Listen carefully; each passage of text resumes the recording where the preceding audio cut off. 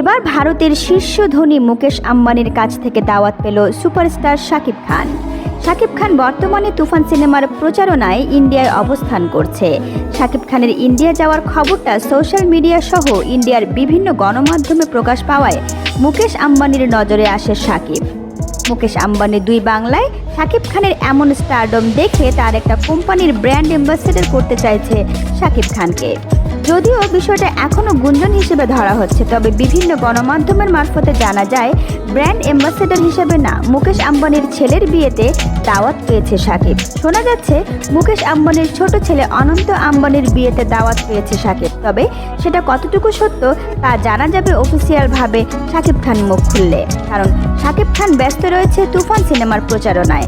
গত 5 তারিখ কলকাতায় রিলিজ হয়েছে শাকিব খানের তুফান সিনেমাটি। সিনেমাটির প্রচারণায় কলকাতায় অবস্থান করছে শাকিব। গত 3 জুলাই কলকাতায় তুফান সিনেমার একটা স্পেশাল স্ক্রিনেরও আয়োজন করা হয়, যেখানে শাকিব খানকে দেখা গেল উড়াধুরা নাচ দিতে। এছাড়াও সামনে আসতে যাচ্ছে শাকিব খানের আরেক মুভি দরদ। বলতে গেলে আগামী কয়েক মাস খুব ব্যস্ত সময় পার করবে শাকিব।